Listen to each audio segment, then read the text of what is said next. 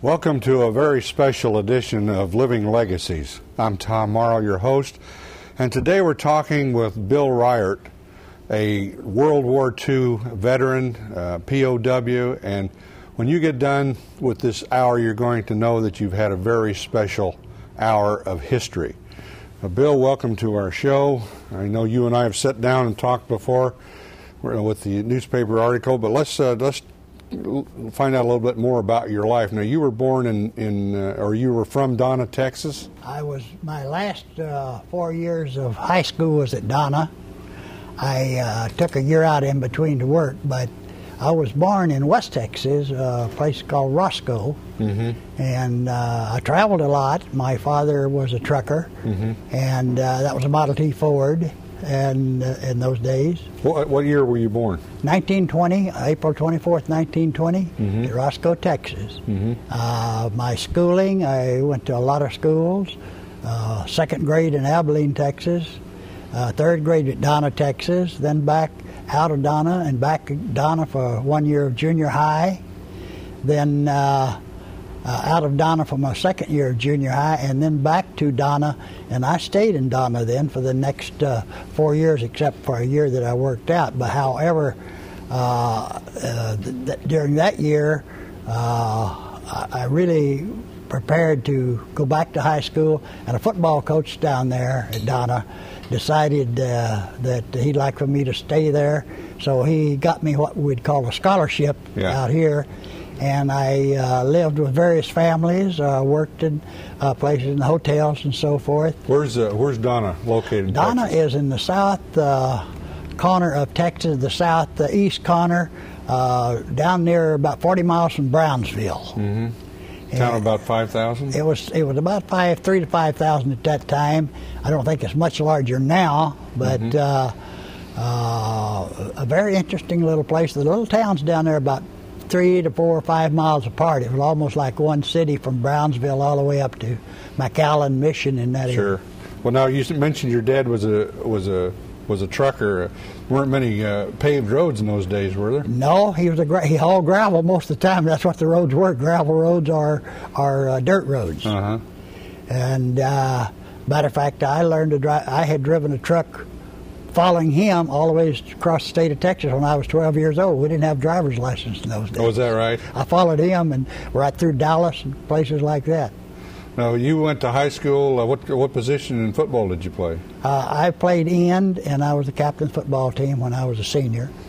And the people in Donna became kind of they adopted me kindly, and the people I stayed with wanted me to go to West Point when I finished. So I went to West Point Prep School in the Army at San Antonio for a year, but no appointments being open at that time. I went on up to Texas A&M, which was a military school. Yeah, well, Texas A&M has quite a reputation for its cadets. That's correct. And you became a cadet with the boots and everything? That's right. Well, you didn't get the boots till you got to be a senior. Oh, is that right? You took your lumps as a freshman, and they still had hazing in those days. Oh, is that right? I've been to the shower and soaked my shorts off several times. But it was fun. Yeah. They don't allow it anymore, but it didn't seem to hurt anybody and give us good discipline. Did you play football at Texas A&M? I went up there with a scholarship, but Texas A&M was number 1 and 2 in the nation at that time with John Kimbrough and people, All-Americans like Marion Pugh, John Kimbrough, Marshall Robinette, and they didn't think a lot of me, I think, as a football player. Yeah. But the track coach, Doe Rollins, I had been a mile runner cross country and a pole vaulter, so he told me, he said, if you'll stay here and forget football, I'd see you stay here on a scholarship. So I was there on a scholarship for track. Put things in perspective. You graduated from high school in 1939. That's correct. And then you went to a year West at Point the prep school in San Antonio, and then in 1941 you went to Texas A&M? Fall of 40, spring of 41 to Texas A&M, and then the fall of 41, midway through my sophomore year is when the war started. Now, what did you do after Pearl Harbor? What happened? Well, were you in an ROTC program, or? And I was at Texas A&M and would have gotten my commission at the end of 44, my class of 44. However, a lot of us, the war started on Sunday, and on Tuesday, the Texas A&M boys all went down to, 500 of us went down to Ellington Field and Houston, and got into the Air Force there. But they told us that to go ahead and finish the semester into February, and they'd take us in. So this is the old Army Air Corps. The old Army. Well, actually, when I went, it was still the Flying Cadets. Oh, is that right? And if I had washed out, I'd gone to a civilian, but then been redrafted. But it soon became the Aviation Cadets. But you kind of got a little bit of a leg up on there because you were in a military training school with the Texas A&M. I felt so. You had the discipline. That was the big thing about military, is discipline. Okay, so now you're out of, you finished the semester, and then what happened? Then they called me, and I went over to San Antonio, to Kelly Field for pre-flight, then up to Tulsa for primary, Tulsa, Oklahoma. Well, that's where you flew the Stearmans, the open... That's at Tulsa, that's right, yeah, the Stearman. That was the open cockpit the open planes? cockpit planes, that's correct. And then I was moved over for basic training at Enid, Oklahoma, which is west of Oklahoma City, where at that time it was Oklahoma A&M, it's Oklahoma State now. And then I was transferred to Lubbock, Texas for advanced training, and Lubbock is where I met my 58 years ago, met my wife and married her. Maxine? Yeah. As a matter of fact, she didn't think much of cadets, and I met her in an argument over Texas A&M and Texas Tech football game. She was an Oklahoman. No, she was a Texas Tech gal. Oh, I see. Okay. And met her on a Sunday, by the way. 3 cadets and 3 of the girls were we were having lunch in a drugstore, and a petition between us. And I heard this smart girl talking about how bad A&M was, and I stood as long as I could, so I raised up and said something to her. And the 3 couples of us wound up going out, and then she and I finally got married. I'll be darned. As a matter of fact, I got engaged and was going to, when I got to get my wings and commission at Fort Worth, and then I got to thinking I'm not going to leave her for the next class of cadets, so we decided to do it right then. Well, now, were you in your basic training? Were you trained to be a fighter pilot, or did you know you were going to end up being a bomber pilot? No, at that time it was still open. It was when I got to... they just wanted you to learn how to fly. That's correct. But then after I got to the advanced training, I made the decision to stay with multi-engine aircraft. Now, what were you trained for? I know that you ended up flying B-26s, but did you train for B-17 or? We just trained for multi-engine aircraft, and when we graduated from flying school at Lubbock, matter of fact, that was the busiest day of my life. On November the 10th, 1942, I graduated, got my wings, got my commission, and married my wife. It's all the same day. All the same day. Yeah. Huh? That's an easy date to remember, though. Huh? It's an easy day to remember. Then what happened? And then we went from there to Fort Worth, where the B-26s were gathering a flight school of B-26s there, and I went to B-26 school because anybody that put their preferences, when we graduated from flying school, we were given 3 preferences, 1, 2, 3. I think I picked some easy job off of Miami, like submarine watching or something like that, out of PB Wise. My third choice, I didn't think it'd get to that. I picked B-26s. Well, anybody even mentioned B-26 got in them. Well, now, just for the audience at home, pretty much everybody knows what a B-17 looks like, and a lot of people know what a B-24 looks like. But compare a B-17 to a B-26. What was the difference between those 2 aircraft? Well, let's put it this way. The B-26 was a very sleek, cigar-looking fuselage with twin engines and a single stabilizer, vertical stabilizer at the back, whereas your 25s and 24s had your twin stabilizers. They were 26 was a pretty fast plane, wasn't it? It was, and during training, that's the reason nobody got in it. It was killing a lot of people, only because they had no experience in it. It was known as the flying prostitute. It had no visible means of support. Okay. Well, how big a crew did it have? Depending on what position in the flight you were taking. As a wingman or as a commander, you had 7, unless you took photographers and so forth along. You had both a navigator and a bombardier, a pilot and a co-pilot, and gunners. and an engineer. But when we were in flight formation off of a leader, our bombardier and navigator was a combined job, so we only had 6 people. Now, how big a bomb load did it hold? We carried 4,000. We could carry 4,000 pounds. We'd carry 4 1,000 bombs, or 8 500s, or several more 250. So now you're into B-26 training, and that's at where? At Fort Worth? Fort Worth. We started there, and we gathered B-26s from Panama City, Florida, and some from up in Colorado. I went to Panama City and picked up one. Where were the B-26s built primarily? They were built in New Jersey by the Martin Aircraft Company. I believe it was New Jersey, but it was Martin Aircraft Company. And they were a good airplane. They had a great record in combat, but they were a fast plane until you got experience in it. But they had the Pratt Whitney radial engines, which would take a lot of fire and come back from combat. So we had a good combat record in it.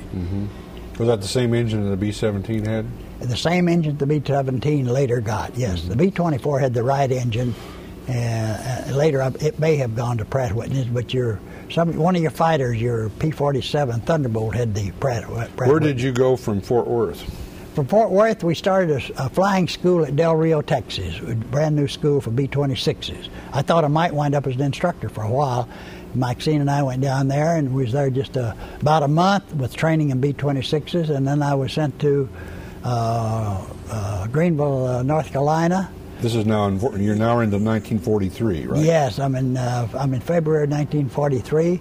We got there, Columbia, South Carolina. Got there, got checked in on the air base. We got us a apartment, and before they got halfway checked in, they said, "Don't check any further. We're transferring you." We'd ridden the train from to that location, and then we had to get on a train and go down to Eglin Field, Florida, which was a proving ground.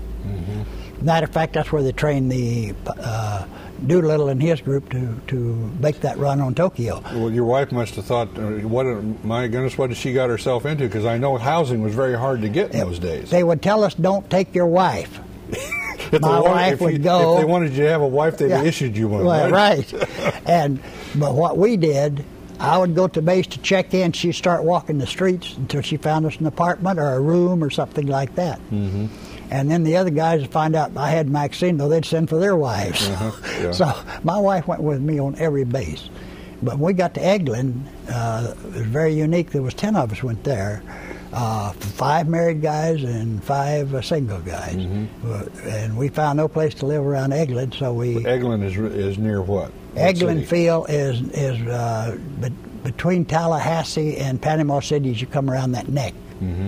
But there was a beach about, there was no place to live for families, but we found a beach which is now a resort area. Miles of beautiful sandy beach. Is that not near Fort Walton Beach? That's where it is. Okay. And the 5 couples, married couples, we got 2 big cabins out there because during the war there was no tourists coming from the north, so they were sitting there and they rented them to us. They're just a highway between our cabins and the water, and the girls lived in bathing suits for all those months we were there.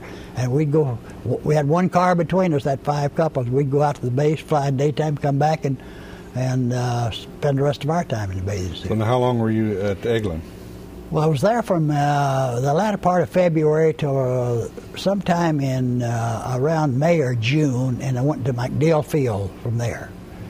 Really, we were trained at Eglin to be low-level bomber pilots, with the idea of sending us to the Pacific to do strafing and low-level bombing, to get under radar, to come in and do our work under radar and get out of there. And but while the general was over in the east to place us, they broke us up and sent us down to MacDill because they decided they need us in Europe as medium bombers. Where's MacDill? MacDill is at Tampa, Florida. Matter of fact, you talk about your B-26. The saying in those days was a plane a day in Tampa Bay. We killed 27 people in 27 days there. We had people transferring out of the B-26, but still it was a good military aircraft. So it was mainly pilot error. They just hadn't got the grasp of the plane? It wasn't all. It was partly pilot error, but they were having problems with carburation, and they had a rubber valve that they later repaired and helped the engine. Of course, we began the engine with a overpowered engine to what we had. We had a 12-volt system, which would not. Time you started your engine, you didn't have a power assist to start your engine. You start your engine on your battery, and that engine is equipped with a Curtiss electric propeller, which meant it was like run off electricity, and we'd use our battery to kill it, almost start the engine, and then we didn't have enough power. Generators weren't running. The engine wasn't running fast enough to generate enough electricity to control the propeller. So on takeoff, the propellers would run away and flatten out, and down you'd go. So that's what gave the B-26 a bad name. It was ferry pilots flying it that didn't have experience in it. You got 100 or so hours in the B-26. It was a good plane. When did you go to Europe? I went to Europe, well, from MacDill. We went over just before my daughter was expected. We were transferred over to Avon Park for some last-minute training. And then from there we went to Savannah, Georgia, to Hunter Field. And that was in November, 2 days after my daughter was born. And she was left at Avon Park. And we all got transferred up to Savannah. But the commanding officer let me go back and visit her until she was able to come up to Savannah, Georgia, and join us. Matter of fact, I slept in the hospital with her. She was the only one in the hospital left at Avon Park with a baby, and they let me have a room there with her. So now you went to England from Georgia? Savannah. Yeah, that's right. And you flew across to your February. Flew your own plane? In February, yes. Normally they went the northern route, but this was February, and the weather was bad, and they wanted us in England, so they took us the southern route. From Savannah, we went down to Miami, Florida, and from there over to Puerto Rico, because the B-26 didn't have the fuel range that your bigger bombers did, and we put wing tanks in. We went to, as I say, from Miami over to Puerto Rico, and Puerto Rico down to Georgetown, British Guiana, and then over to Belém, Brazil, and from Belém over to the east coast of Africa. The east coast of Brazil and Natal, and that's where we jumped off and headed across to Dakar, Africa. But we didn't have enough gas to fly about halfway, and the Ascension Island was a rock out there, and we headed out there on, I think, 30-second intervals between takeoff, one at a time. And if you didn't hit that rock, you were going to swim, because that's all the gas you had. All of our planes got there. So that you couldn't fly across it and land at the Azores and then go on into England. So we had to land. That was really a roundabout way to get there. That's right. Yeah, but then we left.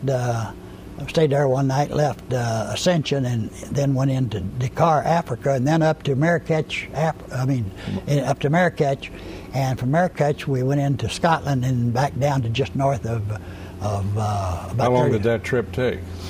Well, we spent only one night at a place, so we were one day to Puerto Rico, then to Georgetown, then to Belém, and then to Natal, then to Dakar, then to Marrakech, and then to Scotland. That's 7 days.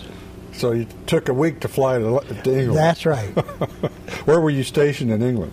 They put us at Braintree, which is just about 35 miles northeast of London, until they got our base ready, which was Rivenhall, maybe 10 miles a little south and east of Braintree. It was in the Colchester area. Okay, well, let's jump ahead, Bill, because we want to get as much in here as possible. So now you flew how many missions over Europe? I flew 35 and a half. The half is the fact I got shot down on my 36th mission. I got over and didn't get back. Well, now, in those days, didn't they have a rule that you only had to fly 25, and then that kept going up. They kept raising the bar. They kept raising the bar. As a matter of fact, at 25, by then at 25 you were supposed to get a few days in Scotland as what we call flak leave. Being the anti-aircraft that would get your nerves.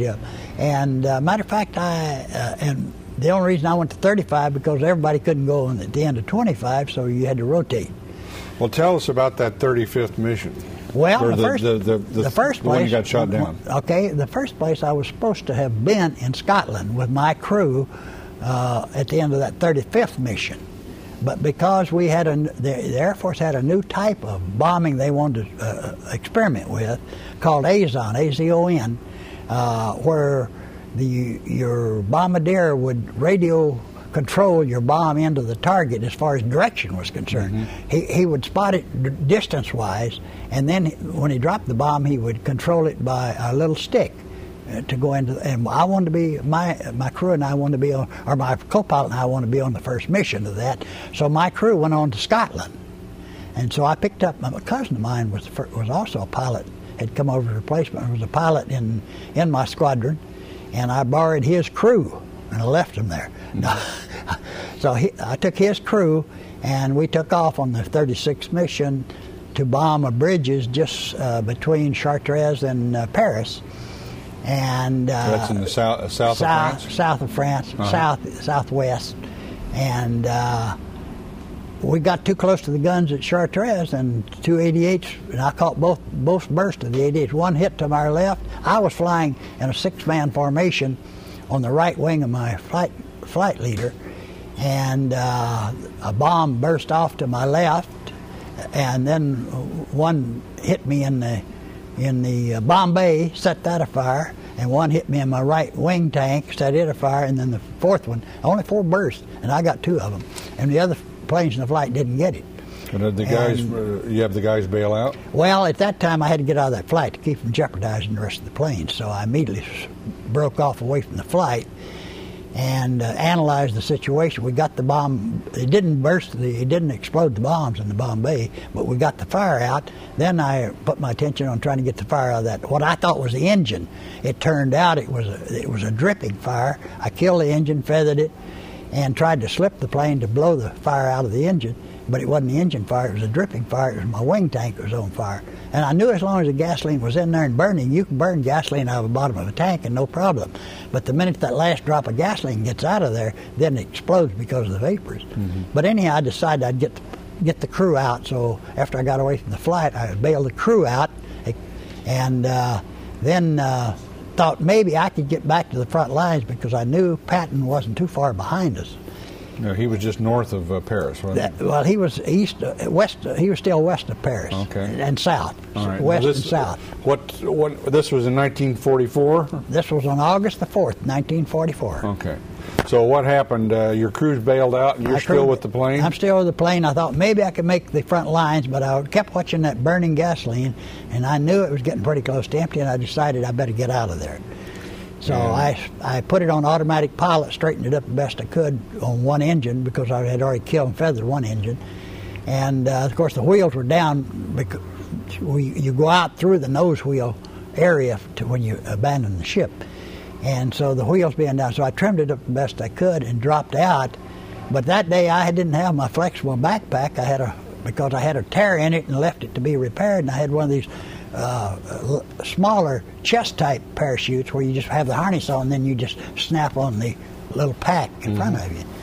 So I had before the bombardier was the last man out ahead of me, I had him hand me that pack. I snapped it on and he dropped out, and then when I decided to go, I just trimmed it up and dropped out through the nose wheel, and my chute didn't open. It's so compact, that little small one. But people have tremendous strength when they're under pressure. So apparently I ripped the surroundings off of it and tried to help it up as the little pilot chute went out. It's a wonder I hadn't got my hands taken. Anyhow, just as my chute opened, I saw the plane blow. So you did time it just right. Just right. Well, now, what altitude did you bail out at? About 12,000 feet. That's what our bombing run. So it took you a little while to get down. Oh, everything was quiet up there. Yeah. That's about as quiet as you were going to have it for a while. That's right. So what happened when you hit the ground? Well, as I was floating down and drifting, and naturally with the wind, I could see workers in the field, what I assumed were workers, civilian-looking people, and I was approaching a wooded area, and I did not want to land in that wooded area if I could help it. Of course, this is my first parachute jump. That's the thing you don't get much practice with. You better do it right the first time. It's an emergency piece of right. gear, yeah. So anyhow, I had no practice with a parachute, and I was flying over plowed land, headed towards this wooded area, and decided that I didn't want to hit in that wooded area, so then I tried to drop a little air out of the chute by pulling on the shroud line to drop a little faster and land before I got there. Well, when I did, I got myself drifting backwards.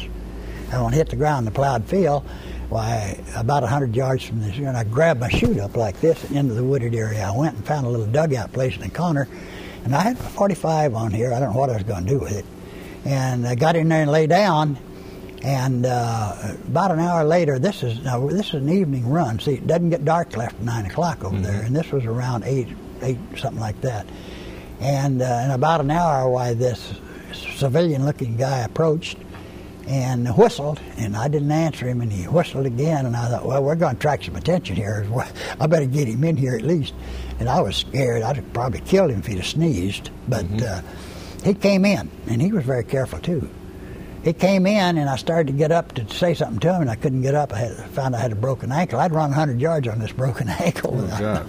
Well, anyhow, he gathered the chute up, and he buried it.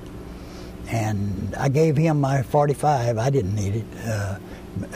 You don't want to get caught with a gun on you if you're getting help from other people anyhow, because they're going to kill them. They may just make me a prisoner, but they would kill him. But and I couldn't speak French, so he motioned by his watch that he'd be back at around 11:30 after it got dark with help. So I lay back down, and about 11:30, I didn't know what was going to happen, but about 11:30, he and his companion showed up. They had a little automatic weapon with them, and I hobbled. I leaned on one guy on this ankle, and we hobbled about 4 kilometers, and every time we'd cross a road, why, the guy with the gun would go up and check, and then he'd motion us across.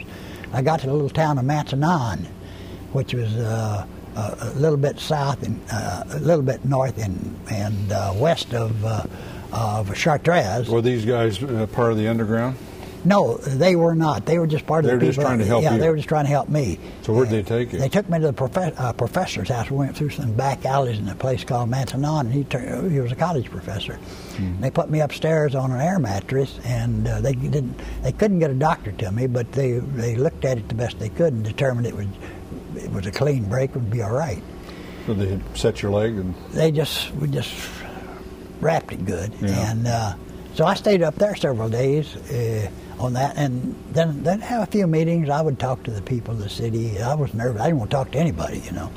Well, what happened next? How did you get out of there? Okay, they had one little girl could speak in school. She knew a little English, so we communicated so the rest of the people could hear. But I found that my co-pilot was about 3 or 4 kilometers away at another town, and with the French underground. And so they suggested that they take me over there. And I said, no, I don't trust the underground at all.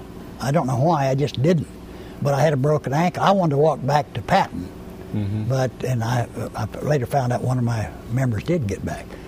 But because when I was shot down, all of them were captured except me, my co-pilot who evaded on the ground, and I later found one of them was shot in his parachute, and the rest of them were prisoners. But when I got over to where he was at this safe house, so-called, and they decided that I was now with the underground, and they decided to take me to Paris. He and I, that the British were sneaking in at night in Paris and taking out a few prisoners at a time.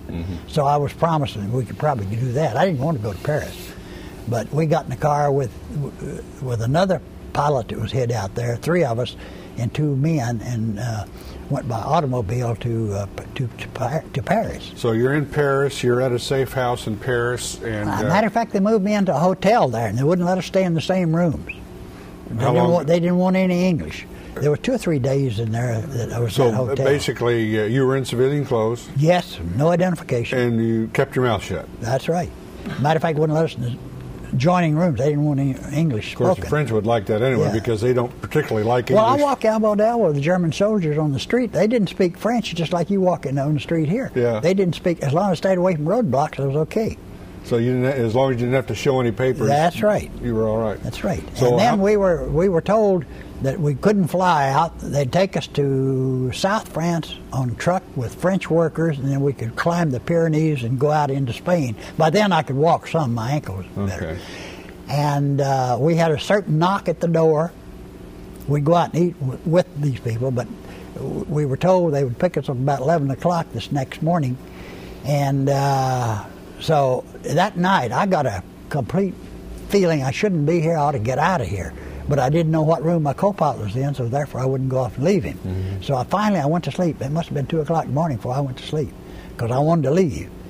And then about 10 o'clock we got this code knock at the door. Well, I thought it's a little early, but it was an hour early. But the guy opened the door, who I later know who it was, and said, "Are you ready?" I said, "Sure, I'm ready." He went down and got in the car. My co-pilot and the other Air Force pilot that was in the car, and the passenger, and the driver was the guy who came up and got me, and I got in the back left seat, and he got in the driver's seat, and we headed out of what I thought was out of Paris. We were going south and west, and I knew Paris well enough to know we were headed out, and all of a sudden we swung between two buildings, and there was a Gestapo headquarters. And I kind of blew up a little. I was short fused in those days. I've learned better. And then he turned around and said, "You do your duty, I'll do mine." So he was... So anyhow... He had turned you in. Yeah, he turned me in. I have found out since the last time I even talked to you that I have documentation that when he was tried and executed on December the 20th, 1949, the French underground finally got him. Matter of fact, when I finally came out, they won't know if I didn't want to stop him. No way. I'm coming home to my wife. But... So they actually did try the guy that turned you in. So you remember his name and everything. Yeah, I know his name. He went under about 3 aliases. Mm-hmm. Actually, his father was Belgium and his mother was French.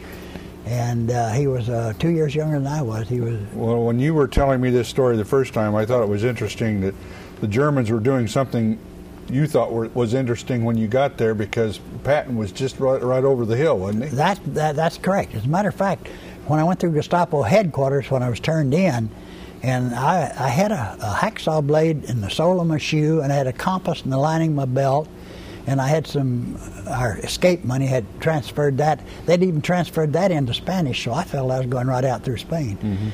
Mm-hmm. The Germans were trying to evacuate Paris.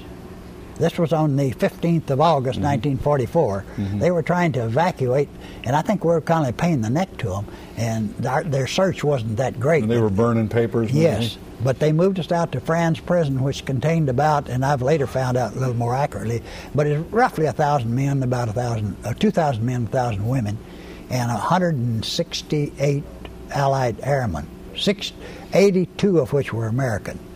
So now these were not Jewish prisoners; these were just political prisoners. Political prisoners, all various that's types. Correct. Various nationalities. And 168. Yeah, others that had been sold out just like we had. Okay. We had all been sold out, but most of us by the same type. You know, there was about 5 or 6 pipelines, you call it, going out of that area. You call it a pipeline because they're groups of safe houses. Mm-hmm. That if you pick up a pilot or an airman, you send him from one safe house to the other. You get him to the channel to get him out, or like the Pyrenees to get him across. Well, now how long were you in the prison? I was in the prison just maybe less than a week, but I could hear the guns, Patton's guns, and the rumor was that we were going to be left there, that the Germans were going to evacuate. But about that time, the political machine took over, and they wouldn't let Patton come on in and take Paris. They wanted to wait for de Gaulle to take it. And so to lead the parade, and during that time they evacuated us, along with the other prisoners. And the Germans evacuated. They put us on cars. We call them 40x8s. It was either 40 men or 8 horses. That's what those cars were built for. About half the size of our boxcars, and they put up to 90 people in them, and they just pack them like sardines. And they had 3 cars of prisoners and a guard car, 3 cars of prisoners and a guard car. That's the way the train was made up. And a lot of starting and stopping. They were trying to evacuate Paris. Everything was kind of in a mess. Did you have any idea where you were going? I thought that we were going to Frankfurt and be interrogated, taken away from the rest of the prisoners. I was naive. Let's put it that way. Our intelligence had told us things I believed, and they weren't running that show. Those guys over there were running it. So anyhow, the first night out, some prisoners escaped from the train further back, and one of the fellows, Americans, in the car with me, which was mixed Americans, British, and French, and civilian clothes, you didn't know one from the other unless they couldn't speak to you. And he was a pessimist. He says, we're not going to prisoner war camp. We're going to concentration camp with these Frenchmen. No, I told you can't do that. And so this was the second day out. And he said, no. He said, we are. He said, we got to get out here. Well, I told you I had this hacksaw blade in the bottom of my shoe. Now, these cars had 2 windows in them, 1 by 2 foot, with barbed wire across it. And I said, I can cut the barbed wire and let you get out these windows. But I can't go with you, because if I drop on this broken ankle and re-break it, they're entitled by law to shoot me. But I'll cut it for you if you want to. And he said, well, let's wait till after dark. Well, after dark, there was a big commotion in the car, and everybody started lining up, and I never miss a line, so I got lined up. I was number 9. And what had happened, the French had gotten one of the boards up in the bottom of the car, and the train would stop. The way it worked, the train would stop, the guards would get off. Then the train would start up, and it was slow starting up. The guards would get on. Well, they'd pull this board up, and 1, 2, or 3, depending on how long it took the train to get too fast, would drop down between the tracks. And just lay there? And lay there, hoping. But the thing in everybody's mind, we were in the mountains, would they have a pusher engine back there? If they have a pusher engine, you've got a cattle guard that's going to grind you up like a hamburger. So you were kind of questionable. And anyhow, they got 7 got away, including the American that was a pessimist. And the next fellow in line was a young man by the name of McLaughlin from Florida. I know about him. He's still alive, by the way. But he got cold feet. And he tells it on himself. He got cold feet and tried to get back in the car, and he kicked brake rods, made noise and stuff that the guards, they were alerted to something. So at the next time the train stopped, they immediately searched that car and found the loose board and said, we're going to come, they nailed it back up. Said, in the morning we're going to execute 5 for everyone that got away. Well, we didn't pay too much attention to that. Next morning we stopped out in the middle of nowhere, and they lined us, they lined us up there and counted us, and there were 7 missing. They said, all right, 35 of you fall out. Well, nobody's stupid going to jump out that door. They said either fall out or we're going to throw a hand grenade in the car. Well, that'll make a mess, a hand grenade in the car. So the people in the back of the car shoved the 35 of us out the door. You happened to be up. I was clawing to stay. I happened to be one of the 35. So they lined us up then in ranks of 7 across, 5 deep. My co-pilot in the first rank, I was in the second. And there was the execution squad. And I'm telling you right now, you had all believers, no atheists in that group. As I've said before, 34 were praying, and I noticed one fellow had a little New Testament talking to his Lord, boy. What saved you? Well, there was some Gestapo. See, this was all run by Gestapo. If we'd been captured by the Air Force, we'd been fine. We'd gone to a prisoner war camp. Some higher-ranking officers come up. They went into a meeting. Next thing they said, get on the car. With 35 bodies hit that door at once, getting on there. And I got to the back of it. I wasn't near that door. Yeah. So they stripped us down, took all of our clothes, every stitch of clothing, shoes, nothing left, not even a pocket handkerchief, and put it in the guard car. And we were scared. And a little bit farther on, we began to get our nerve back up. You know how Americans are. And we were going through these little towns and looking at some of the bombing and pointing and so forth. And that didn't set well with the German guards. So about a 17-year-old boy was standing at the window, with his barbed wire, and a rifle bullet went through his hand and ricocheted around inside the car. Well, I'll tell you, 90 bodies in there. There was 89 of them hit that deck at one time, and one left standing with the bullet hole. And they opened the door and asked him to get off.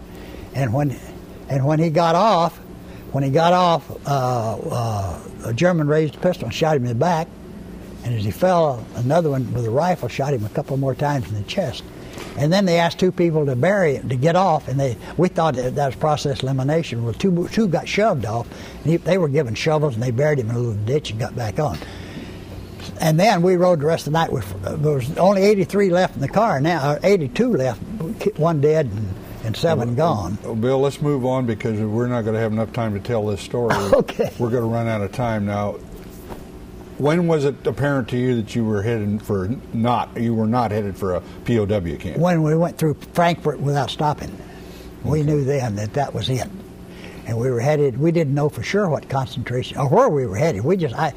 As I say, everybody thought a concentration camp because that's where they sent the... And you ended up in Buchenwald. I spent 5 days on the train from August the 15th to August the 20th on the train, and got to Buchenwald on the 20th of August 1944. Now by then you knew about the concentration camps. Oh yes, the death camps. Yes. What went through your mind? Well, I thought, it was. We were scared. There's no question about it. I had faith. Listen, I threw 35 missions, and I had memorized the 23rd Psalm when I was 10 years old in the 3rd grade at Donna, Texas, and I said that on every mission. So faith did it. As a matter of fact, when we got off the trains, they tried to line us up in 5 across, 10 deep, blocks of 50. I didn't speak German. I was the start of the 11th line, which they didn't want. They were trying to move that back there. And I was a little, as I say, younger and belligerent. And I must have looked at this big German sergeant wrong, and he decided to put me back where he wanted me. And I saw the haymaker coming, but I didn't. I said, well, I can take the... And he hit me, and he knocked me back by where he wanted me. He didn't knock me out. But the Irish came up in me, and I come up from there. I was going to tangle with him, and all of a sudden I was looking down about 6 rifle barrels, and I thought, well, this is no day for examples, and they want one. So I just got up, and I started that next rank like he wanted. And then they stripped us off again, and went through a room where they had political prisoners with electric razors. They shaved every hair off of our body, top right on down to the bottom. And then you go through, hit you with a stock nip type in all underarms and other places, and then the shower, and then throw you a pair of khaki pants, a shirt, and a little jacket, and no shoes. And then you go into the reception area, which is on a hillside with barbed wire. Most of them in there were Jews that had been there for years. They would have a star painted on their deal. And that's where you kept for a week or two till they found space for you. Now, you had told me that some of the inside of the prison camp was run by German prisoners? German prisoners. Some of them had been in there since Hitler took over in the early 30s, 33, 34. They were political prisoners. They didn't agree with Nazis. They were not Jews. They were just people didn't agree with that, but they spoke German. Therefore, the Gestapo could let them run the prison and just, back, and they do the conversing. How did they figure out who you were? We told them when we got in there, and fortunately they believed us. Now, the Gestapo, I don't believe, really thought we were American, because what they would always tell us, we'd tell them we were American soldiers. They say, Nick sold out Seville. Nick sold out Seville. That was a very familiar phrase. So did the German prisoners sort of protected you? Yes, they did. They kept us off of work parties. They didn't let us outside. See, everybody in there was supposed to be working outside. And of course, because the Gestapo or the guards never came inside, they didn't know you were in there. They came in there, but they didn't recognize who we were. Okay. I saw them in there. As a matter of fact, those that worked outside, there was some benefits there. You got 1 mark a week. Now, how long were you in Buchenwald? I was in Buchenwald from the 20th of August till the 21st of October. Okay, now I know that there's just a lot you could tell us about Buchenwald, but we're running out of time, and I want to get the rest of your story told.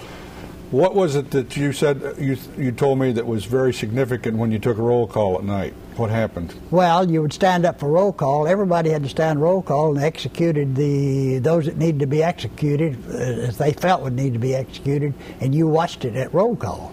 As a matter of fact, there was some other, we were the only Allied personnel in there except a group of 30-some British agents that were dropped behind the lines to work with what we call the Mackies, the underground, and they were classified as spies or political prisoners, and they were subject to execution, and they were hanging them. They'd hang. You talk to a guy in the morning, be hung that night. Now, you said there were some children. During that time, when we got into the barracks, there was about, I later found 400, I thought it was about 250 or 300, 400 what was gypsy Jewish children age 8 to 13, and that's a guess at the bracket. And their families had all been executed in concentration camps, and they were just shuffled from one camp to another, and they were thieving little scamps. You'd try to save a piece of bread or something from one meal to the other, and they'd steal it out from under your head. And we wondered what would the Allies ever do with that. Well, they loaded them on a car, and that was it. I found later that one of them did survive and was brought to America and then sent back to Poland or somewhere with it. What did you have to eat on a daily basis? A dehydrated, worm-infested, and I'm not kidding you. Of course, they didn't charge for the extra meat of the worm, but soup and a little piece of brown German bread, and that's what our diet was. Any water? While we were in this reception center out on that hillside, they'd bring big containers of water, and it was a amusement for the guards. Those Jews, it was hot, and we were all in there, and they had been in there so long, they were undisciplined. We still had some discipline as military, and they'd all rush that water and spill it, and nobody'd have water. So we formed lines and put the water in there and rationed it out. And as a matter of fact, it was pathetic. You had to they'd try to get between your legs to get to that water. Was there any time that you thought maybe you might not make it out of there? There was never a time that I completely lost faith. Never. However, and there was a lot of them that did. I saw guys lose their mind in there. Now, you were in there for about 90 days. Did you ever really find out how you got out? I mean, to make a long story short here, and I know that's a little bit of an understatement, but it was the Luftwaffe that rescued you. We think that's correct, yes. We think that they finally rescued us. Word got out. There were several theories, but we think he got all 168 Allied flyers out? No, we didn't. We left a number in the hospital who later joined us, all except some that died. A few died in the hospital, and one was never accounted for. What about all Americans? Were they all gotten out? No. One American has never yet been accounted for, and he lost his. I know for a fact that he lost his mind. He was from Tennessee, lost his mind. Nobody knows for sure, but they've never accounted for him there or anywhere since. But he, in my opinion, the Nazis liked only perfect people, and he lost his mind. I think he was executed. Now, the Luftwaffe took you to Luft 3, which was made famous. That was the Great Escape. That was the Great Escape place. Yeah, about 6 to 8 months before I got there. Matter of fact, I stayed in the room that went out. The tunnel went out from under the stove in the room which I was in.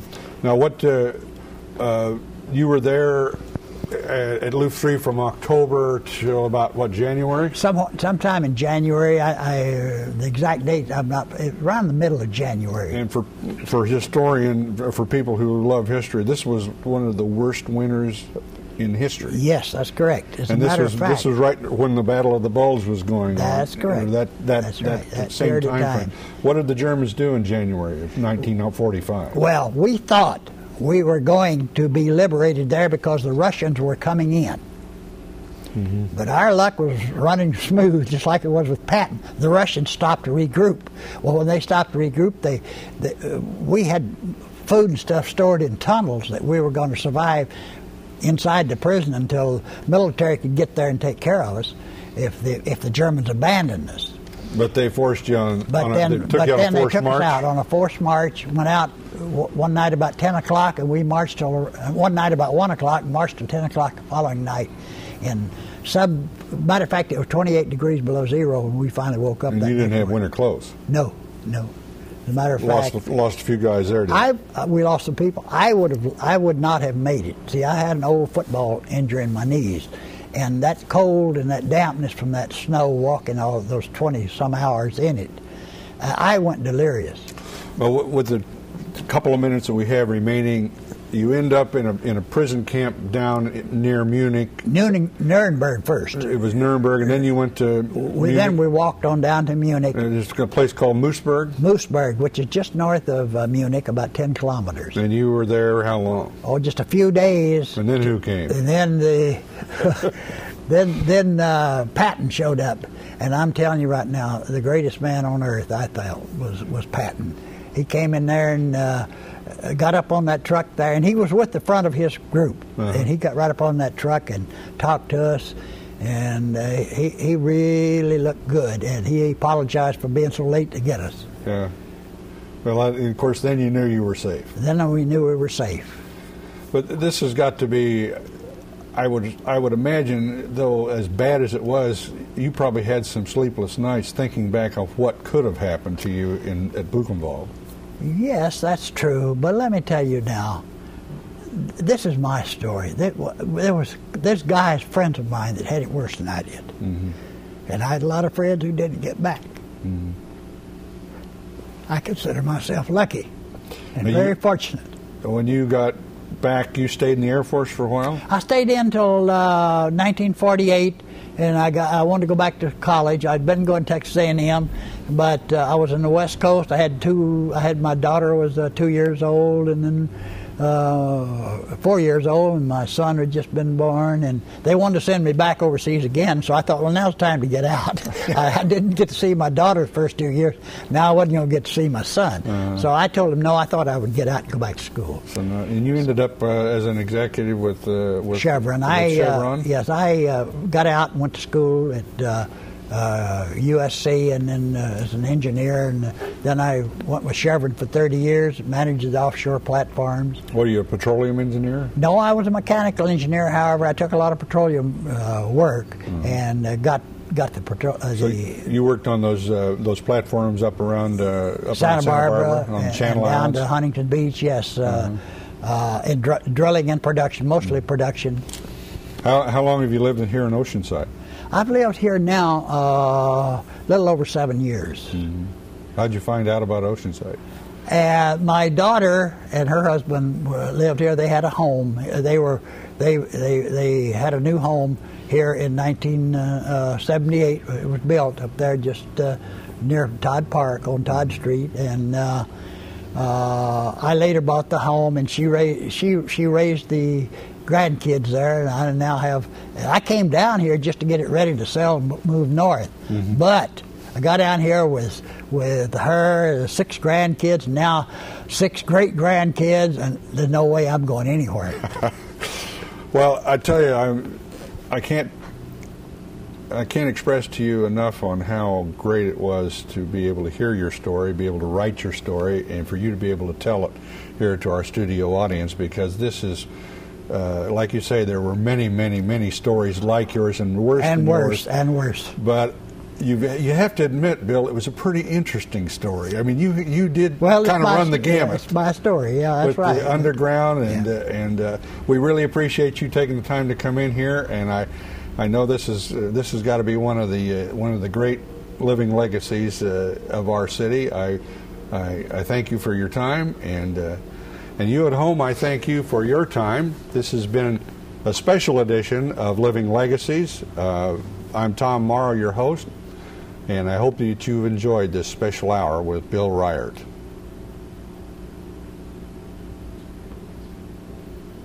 Possible through the generous underwriting grants of Hatter Williams and Purdy Insurance Services of Oceanside, providing North County with complete insurance needs for more than half a century. The TriQuest Corporation, providing quality office and manufacturing space in Oceanside. And the North County Times, serving all of North County with complete local daily news coverage and internet services.